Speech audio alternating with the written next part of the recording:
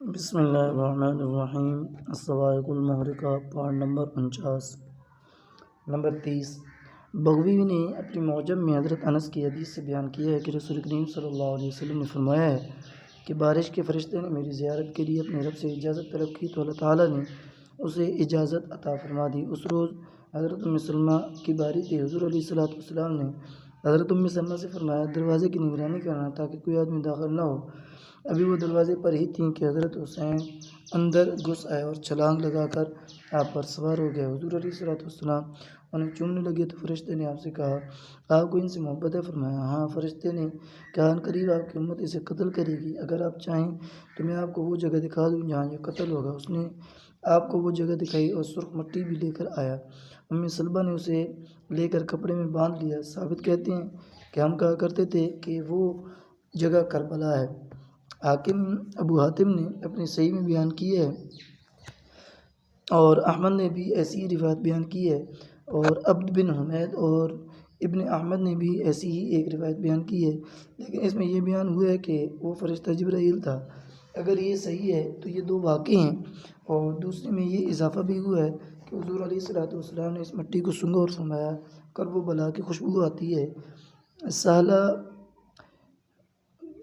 بکسر الاول سخت ریت کو کہتے ہیں جو باریک اور نرم نہ ہو۔ الملا کی روایت اور ابن احمد کی زیادت المسند میں ہے کہ حضرت ام سلمہ کہتی ہیں کہ پھر آپ نے وہ مٹی مجھے دے دی اور فرمایا کہ یہ اس زمین کی مٹی ہے جہاں اسے قتل کیا جائے گا۔ جب یہ مٹی لہو ہو جائے تو سمجھ لینا کہ اسے قتل کر دیا گیا ہے۔ حضرت ام سلمہ کہتی ہیں کہ میں نے اس مٹی کو ایک بوتل میں رکھ دیا اور کہا کرتی تھی، ایک دن یہ خون میں تبدیل ہو جائے گا، وہ بہت بڑا دن ہوگا۔ حضرت ام سلمہ ہی کی روایت ہے کہ قتل حسین کے روز میں نے اسے پکڑا تو وہ خون ہو گئی تھی۔ ایک روایت میں پھر جبرائیل نے کہا، آپ کو ان کے قتل گاہ کی مٹی دکھاؤں؟ وہ چند مٹھیاں مٹی لے کر آیا جسے میں نے ایک بوتل میں رکھ دیا۔ حضرت ام سلمہ کہتی ہیں، جب حضرت حسین قتل حسین کی رات آئی تو میں نے ایک کہنے والے کو کہتے سنا، اے حسین کو جہالت سے قتل کرنے والوں، تمہیں عذاب و ذلت کی خوشخبری ہو، تم پر ابن داؤد، موسیٰ اور عیسیٰ علیہ السلام کی زبان سے لعنت پڑ چکی ہے۔ حضرت ام سلمہ کہتی ہیں کہ میں رو پڑی اور میں نے بوتل کو کھولا تو وہ مٹی خون ہو کر بہہ پڑی۔ اور ابن سعد نے شعبی سے بیان کیا ہے کہ صفین کی طرف جاتے ہوئے حضرت علی کربلا سے گزرے، یہ فرات کے کنارے نینوا بستی کے بالمقابل ہے۔ آپ نے وہاں کھڑے ہو کر اس زمین کا نام پوچھا، آپ کو بتایا گیا کہ اسے کربلا کہتے ہیں، تو آپ رو پڑے یہاں تک کہ آپ کے آنسوؤں سے زمین تر ہو گئی۔ پھر فرمایا، میں رسول کریم صلی اللہ علیہ وسلم کے پاس گیا تو آپ رو رہے تھے، میں نے عرض کیا، آپ کس وجہ سے گریہ و کناہ ہے؟ فرمایا، ابھی جبرائیل نے آ کر مجھے خبر دی ہے کہ میرا بیٹا حسین فرات کے کنارے ایک جگہ قتل ہوگا جسے کربلا کہا جاتا ہے۔ پھر جبرائیل نے مٹی پکڑ کر مجھے سونگھائی تو میں اپنے آنسوؤں کو روک نہ سکا۔ احمد نے حضرت علی سے مختصر روایت کی ہے کہ میں نبی کریم صلی اللہ علیہ وسلم کے پاس گیا، آگے ساری وہی حدیث بیان کی ہے۔ الملا نے بیان کیا کہ حضرت علی قبر حسین کے پاس سے گزرے اور فرمایا، یہاں ان کی سواریوں کے بیٹھنے کی جگہ ہے اور یہاں ان کے کوچ کی جگہ ہے، یہ آل محمد کے نوجوانوں کے خون کے بہنے کی جگہ ہے، وہ اس میدان میں قتل ہوں گے اور زمین و آسمان ان پر روئیں گے۔ ابن سعد نے یہ بھی بیان کیا ہے کہ حضرت صلی اللہ علیہ وسلم کا ایک کمرہ تھا جس کی سیڑھی حضرت عائشہ کے گھر میں تھی، جس سے آپ چڑھ کر وہاں جایا کرتے تھے۔ جب آپ جبرائیل علیہ السلام سے ملاقات کا ارادہ کرتے تو وہاں چڑھ جاتے۔ حضرت عائشہ رضی اللہ تعالیٰ عنہ کو حکم دیا کرتے تھے کہ کوئی آدمی اوپر نہ آئے۔ حضرت حسین حضرت عائشہ رضی اللہ تعالیٰ عنہ کی لا علمی میں اوپر چڑھ گیا تو جبرائیل نے کہا، یہ کون ہے؟ فرمایا، یہ میرا بیٹا ہے۔ آپ نے حضرت حسین کو پکڑ کر اپنی ران پر بٹھا لیا تو جبرائیل نے آپ سے کہا، عنقریب آپ کی امت اسے قتل کرے گی۔ رسول کریم صلی اللہ علیہ وسلم نے فرمایا، میرے بیٹے کو؟ جبرائیل نے کہا، ہاں، اگر آپ چاہیں تو میں آپ کو اس علاقے کے متعلق بھی بتا دوں جس میں اسے قتل کیا جائے گا۔ تو جبرائیل نے عراق کے علاقے طف کی طرف اپنے ہاتھ سے اشارہ کیا اور وہاں سے سرخ مٹی اٹھا کر آپ کو دکھائی اور کہا، یہ اس جگہ کی مٹی ہے جہاں حضرت حسین قتل ہو کر گریں گے۔ ترمذی نے حضرت ام سلمہ سے بیان کیا ہے کہ حضرت ام سلمہ کہتی ہیں نبی کریم صلی اللہ علیہ وسلم کو روتے ہوئے دیکھا اور آپ کے سر اور داڑھی میں مٹی پڑی ہوئی تھی۔ آپ نے حضور علیہ الصلوۃ والسلام سے پوچھا تو آپ نے فرمایا ابھی حسین کو قتل کیا گیا ہے۔ اسی طرح حضرت ابن عباس رضی اللہ تعالیٰ عنہ نے نصف النہار کے وقت آپ کو پراگندہ منہ غبار آلود صورت میں دیکھا۔ آپ ہاتھ میں خون کی بوتل اٹھائے ہوئے تھے۔ حضرت ابن عباس نے آپ سے پوچھا تو فرمایا یہ حسین اور اس کے ساتھیوں کا خون ہے۔ میں اس دن سے ہمیشہ اس کی جستجو میں رہا یہاں تک کہ حضرت حسین حضور علیہ الصلوۃ والسلام کے فرمان کے عین مطابق ارض عراق میں نواحِ کوفہ میں کربلا میں شہید ہو گئے۔ یہ جگہ طف کے نام سے بھی معروف ہے۔ آپ کو سنان بن نخعی نے قتل کیا۔ بعض کہتے ہیں کہ ایک اور آدمی نے آپ کو سن 61 ہجری میں 10 محرم کو جمعہ کے روز سن 56 سال چند ماہ کی عمر میں قتل کیا۔ جب وہ آپ کو قتل کر چکے تو آپ کے سر کو یزید کی طرف بھیجا اور پہلی منزل میں اتر کر سر سے پینے لگے۔ اسی اثناء میں ایک ہاتھ دیوار سے باہر آیا جس کے ساتھ ایک لوہے کا قلم تھا۔ اس نے خون سے ایک سطر لکھی، کیا وہ امت جس نے حسین کو قتل کیا ہے یوم حساب کو اس کے نانا کی شفاعت کی امید رکھتی ہے؟ بس وہ سر کو چھوڑ کر بھاگ گئے۔ اس شعر کو منصور بن عمار نے بیان کیا ہے۔ دوسرے لوگوں نے بھی ذکر کیا ہے کہ یہ شعر رسول کریم صلی اللہ علیہ وسلم کی بعثت سے 300 سال قبل ایک پتھر پر پایا گیا اور وہ ارض روم کے ایک گرجے میں بھی لکھا ہوا تھا۔ یہ معلوم نہیں کہ کس نے لکھا ہے۔ حاشیے میں لکھا ہے ایک روایت میں ہے کہ یہ شعر ایک گڑھے میں پایا گیا جسے نجران کے ایک آدمی نے کھودا تھا۔ اسے حاکم ابو عبداللہ نے اپنی امالی میں بیان کیا ہے۔ ابن جوزی کہتے ہیں اس قسم کی باتیں وضع کرنے والا حیا کو ترک کر دیتا ہے۔ حافظ ابو نعیم نے کتاب دلائل النبوہ میں عزویہ کی نصرت کے متعلق لکھا ہے کہ اس نے کہا جب حضرت حسین بن علی قتل ہوئے تو آسمان سے خون کی بارش ہوئی، صبح ہوئی تو ہمارے کنویں مٹکے خون سے بھرے ہوئے تھے۔ اس کے علاوہ بھی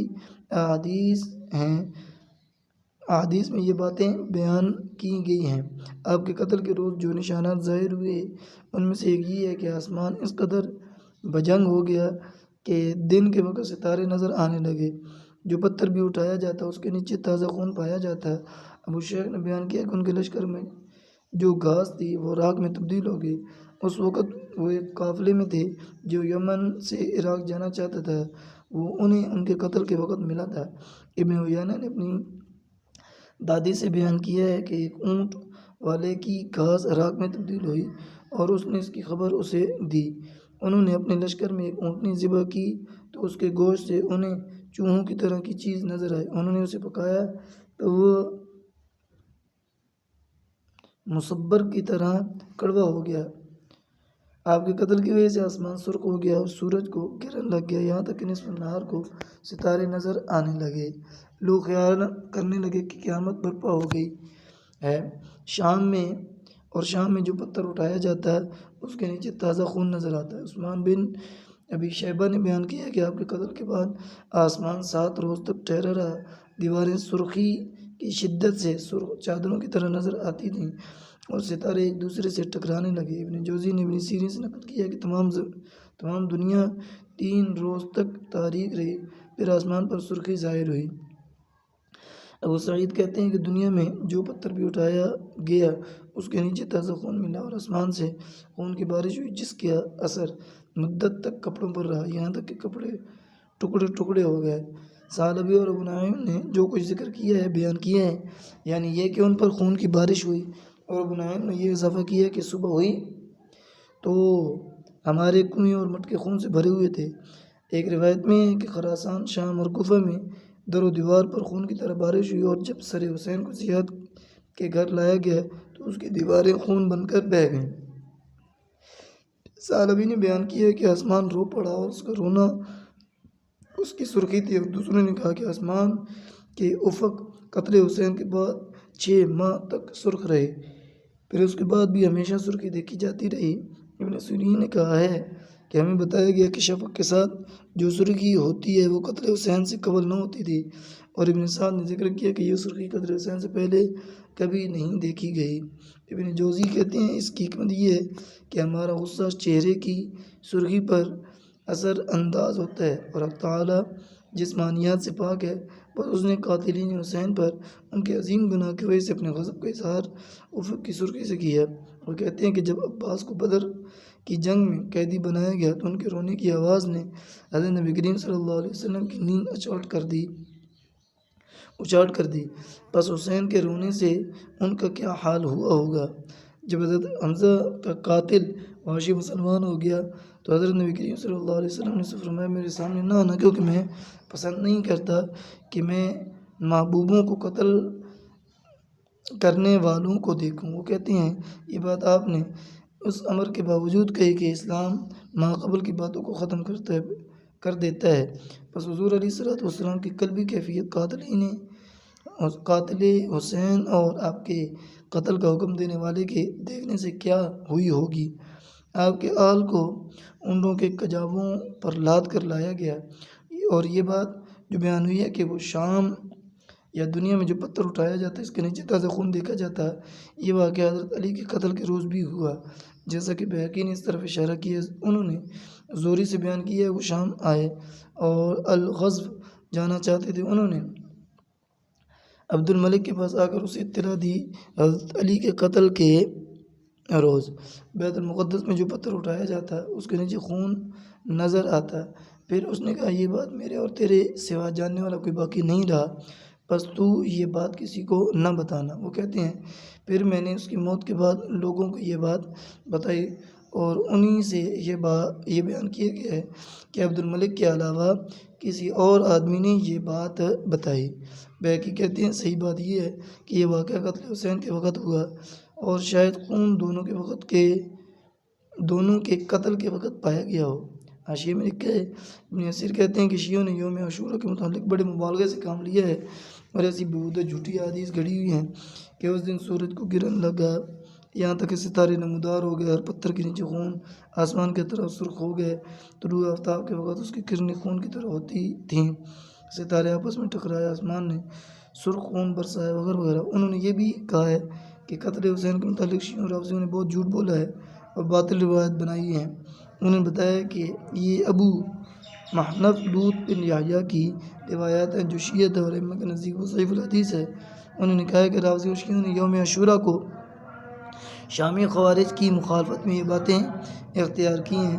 وہ روافض سے اناد کے باعث اس روز دانے پکاتے، غسل کرتے، قیمتی کپڑے پہنتے اور اسے عید بنایا کرتے تھے۔ حاشیہ ختم۔ بہقی کہتے ہیں صحیح بات یہ ہے کہ یہ واقعہ قتل حسین کے وقت ہوا، شاید خون دونوں کے وقت پایا گیا۔ حاشیہ ختم ہو گیا ہے۔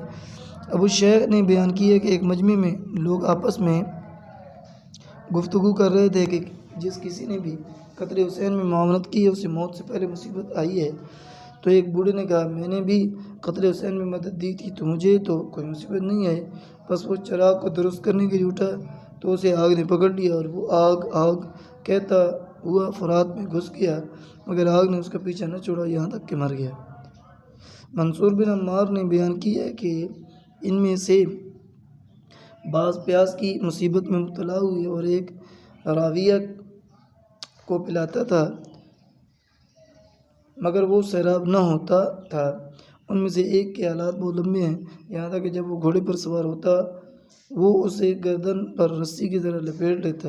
ثبت ابن جوزی نے سدی سے نقل کیا کہ کربلا میں ایک آدمی نے ان کی میزبانی کی تو انہوں نے گفتگو کے دوران کہا کہ قتل حسین میں جو شخص بھی شریک ہوا بری موت مرا۔ تو میزبان نے اس بات کی تکذیب کی اور کہا کہ میں بھی ان لوگوں میں شامل تھا۔ رات کے آخری حصے میں وہ چراغ کو درست کرنے کے لیے اٹھا تو آگ لپک کر اس کے جسم کو لگ گئی اور اسے جلا کر راکھ کر دی۔ سدی کہتے ہیں خدا کی قسم میں نے اسے دیکھا کہ وہ کوئلے کی طرح ہو گیا تھا۔ زہری نے بیان کیا ہے کہ آپ کے قاتلین میں سے کوئی ایک شخص بھی نہیں ہے جسے اس دنیا میں سزا نہ دی گئی ہو، یا وہ قتل ہوا یا اندھا ہو گیا یا روسیا ہو گیا یا تھوڑے عرصے میں اس کی حکومت جاتی رہی۔ ثبت ابن جوزی نے واقعی سے بیان کیا ہے کہ ایک بوڑھا آپ کے قتل میں شریک ہوا تو وہ اندھا ہو گیا، اس سے اندھے پن کا سبب پوچھا گیا تو اس نے بتایا اس نے رسول کریم صلی اللہ علیہ وسلم کو دیکھا کہ آپ آستینے چڑھائے ہاتھ میں تلوار پکڑی ہوئی آپ کے سامنے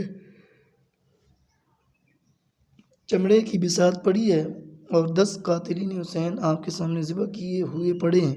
پھر آپ نے اس پر لعنت کی اور اس کی روح سیاہی کی زیادتی پر اسے برا بھلا کہا، اور پھر خون حسین سے ایک سلائی اس کی آنکھ میں ڈالی جس سے وہ اندھا ہو گیا۔ حاشیے میں لکھا ہے، ابن کثیر کہتے ہیں کہ حضرت حسین کے قتل کے نتیجے میں پیدا ہونے والے فتنوں کے بارے میں جو باتیں بیان ہوئی ہیں ان میں سے اکثر صحیح ہیں۔ آپ کے قاتلین میں سے دنیا میں کوئی کم ہی آفت و مصیبت سے بچا ہو، کسی کو مرض نہ آ لیے، اکثر پاگل ہو گئے۔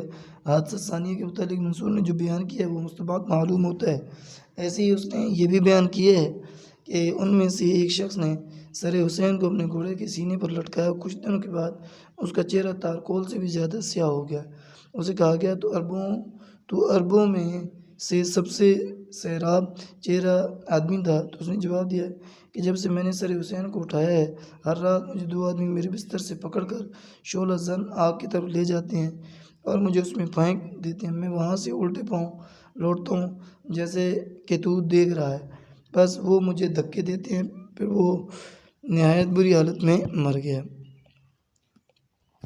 ایسے ہی اس نے یہ بھی بیان کیا کہ ایک بوڑھے نے اور رسول کریم صلی اللہ تعالیٰ علیہ وسلم کو خواب میں دیکھا کہ آپ کے سامنے ایک تھال پڑا ہے جس میں خون ہے اور لوگوں کو آپ کے سامنے پیش کیے جا رہے ہیں۔ آپ ان کو خون سے لتڑ رہے ہیں، یہاں تک کہ میں بھی آپ کے پاس پہنچا تو میں نے کہا میں تو قتل حسین کے وقت موجود نہ تھا، تو آپ نے مجھے فرمایا تیری خواہش تھی کہ قتل حسین کے وقت ہو، پھر آپ نے اپنی انگلی سے میری طرف اشارہ کیا تو میں اندھا ہو گیا۔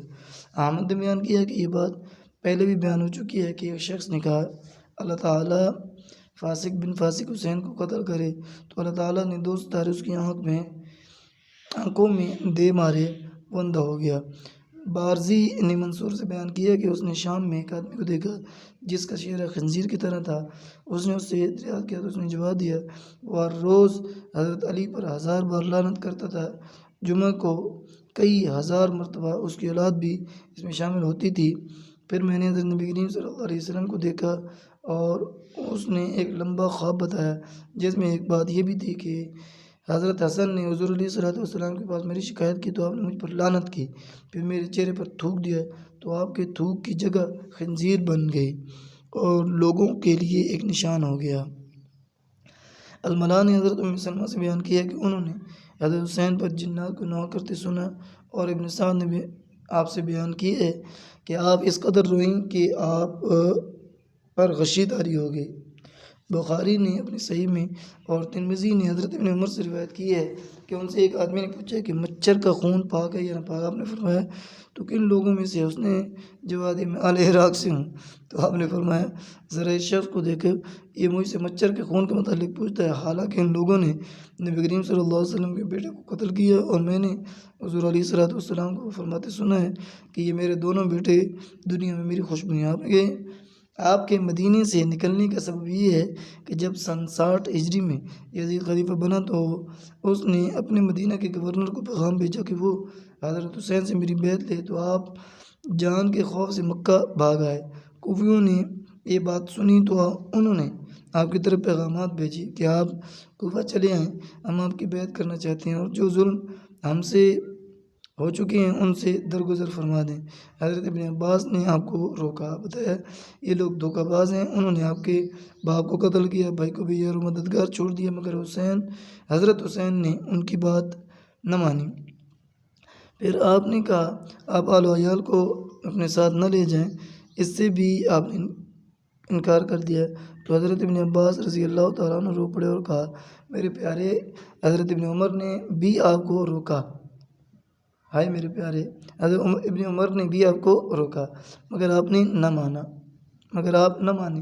تو حضرت ابن عمر نے روتے ہوئے آپ کی آنکھوں کے درمیان بوسہ دیا اور کہا اے مقتول، میں تجھے اللہ کے سپرد کرتا ہوں۔ حضرت ابن زبیر نے بھی آپ کو روکا تو آپ نے انہیں کہا میرے باپ نے مجھ سے بیان کیا کہ مکہ میں ایک مینڈھا ہے جس سے مکہ کی حرمت پامال ہوگی، میں نہیں چاہتا کہ میں وہ مینڈھا بنوں۔ حضرت حسن کا یہ قول پہلے بیان ہو چکا ہے کہ آپ نے حضرت حسین سے فرمایا کہ کوفہ کے بیوقوفوں کے ورغلانے سے بچنا، وہ تجھے گھر سے نکال دیں گے اور پھر بے یار و مددگار چھوڑ دیں گے، پھر آپ کو ندامت ہوگی مگر اس وقت کوئی چارہ کار نہ ہوگا۔ یہ بات حضرت حسن نے اس رات کہی جس رات آپ قتل ہوئے۔ حضرت حسین نے آپ کے لیے رحم کی دعا کی۔ جب آپ اپنے بھائی محمد بن حنفیہ کے پاس پہنچے تو آپ ایک تشت میں وضو کر رہے تھے، آپ نے رو رو کر اس تشت کو آنسوؤں سے بھر دیا۔ مکہ میں کوئی شخص ایسا نہ تھا جو آپ کے اس سفر سے غمگین نہ ہو۔ آپ نے اپنی آمد سے قبل مسلم بن عقیل کو بھیجا تو 12,000 کوفیوں نے آپ کی بیعت کر لی۔ بعض کے نزدیک اس سے بھی زیادہ لوگوں نے بیعت کی۔ یزید نے ابن زیاد کو حکم دیا، اس نے آ کر آپ کو قتل کر دیا۔ آپ کا سر یزید کو بھیج دیا، جس پر اس نے ابن زیاد کا شکریہ ادا کیا اور اسے حضرت حسین کے متعلق انتباہ کیا۔ سفر کے دوران حضرت حسین کی ملاقات فرزدق سے ہوئی تو آپ نے اس سے پوچھا، لوگوں کی کوئی بات سناؤ۔ اس نے جواب دیا، اے فرزند رسول، حالات سے واقفیت رکھنے والے کے نزدیک موت کا وقت آ گیا ہے۔ لوگوں کے دل آپ کے ساتھ اور تلواریں بنی امیہ کے ساتھ ہیں۔ فیصلہ آسمان سے نازل ہوتا ہے، اللہ جو چاہتا ہے کرتا ہے۔ حضرت حسین چلتے رہے تھے، آپ کو اس بات کا علم نہ تھا کہ مسلم کے ساتھ کیا بیتی ہے۔ جب آپ قادسیہ 3 روز کی منزل پر رہ گئے تو آپ کو ابن یزید تمیمی نے خبر دی اور کہا، واپس چلے جائیے، میں اپنے پیچھے تمہارے لیے کوئی بھلائی چھوڑ کر نہیں آیا جس کی امید میں آپ آگے جانا چاہتے ہیں، اور آپ کو تمام واقعہ اور ابن زیاد کی آمد اور اس کی تیاریوں کے متعلق مکمل اطلاع دی تو آپ نے واپسی کا ارادہ کر لیا۔ تو مسلم کے بھائیوں نے کہا، خدا کی قسم ہم بدلہ لیے بغیر واپس نہیں جائیں گے، یا ہم قتل ہو جائیں گے۔ آپ نے فرمایا، تمہارے بعد جینے میں کوئی مزہ نہیں۔ پھر آپ آگے چلے تو آپ کو ابن زیاد کا ہر اول دستہ ملا تو آپ 8 محرم سن 61 ہجری کو کربلا کی طرف مڑ گئے۔ جب آپ کوفہ کے نزدیک پہنچے تو آپ نے سنا کہ وہاں کا امیر عبید اللہ بن زیاد ہے، جس نے 12,000 جنگجو آدمیوں کو آپ کی طرف تیار کر کے بھیجا ہے۔ جب وہ آپ کے پاس پہنچے تو انہوں نے آپ سے التماس کی کہ آپ ابن زیاد کے حکم کو مان کر یزید کی بیعت کر لیں، مگر آپ نے انکار کر دیا تو انہوں نے آپ سے جنگ شروع کر دیا۔ آپ سے جنگ کرنے والوں کی اکثریت خارجی تھی، جنہوں نے آپ کو خطوط لکھے اور آپ کی بیعت کی تھی۔ پھر جب آپ ان کے پاس پہنچے تو انہوں نے آپ سے وعدہ خلافی کی اور دیر کی بھلائی پر فوری حرام کو ترجیح دیتے ہوئے آپ کے دشمنوں سے جا ملے۔ آپ نے اس کثیر تعداد سے جنگ کی۔ آپ کے ساتھ اپنے آل اور بھائیوں میں سے 80 سے کچھ زیادہ آدمی تھے۔ اس جنگ میں یہ بات واضح طور پر ثابت ہو گئی کہ آپ کے دشمنوں کی تعداد بکثرت تھی اور ان کے تیر اور نیزے آپ تک پہنچ رہے تھے، اور جب آپ نے تلوار سونت کر ان پر حملہ کیا تو آپ نے اشعار پڑھے، میں ابن علی ہوں جو آل ہاشم میں سے ایک عالم تھے، اور فخر کری یہی بات مجھے کافی ہے کہ میرے نانا اللہ تعالیٰ کے رسول اور تمام انسانوں سے معزز ہیں۔ لوگوں کے درمیان ہماری حیثیت روشن چراغ کی سی ہے۔ میری ماں فاطمہ احمد علیہ السلام کی اولاد ہے، اور میرے چاچا جعفر کو ذوالجناحین کہا جاتا ہے، اور ہم ہی میں کتاب الہی نازل ہوئی ہے، اور ہم ہی میں ہدایت وحی اور بھلائی کا ذکر کیا جاتا ہے۔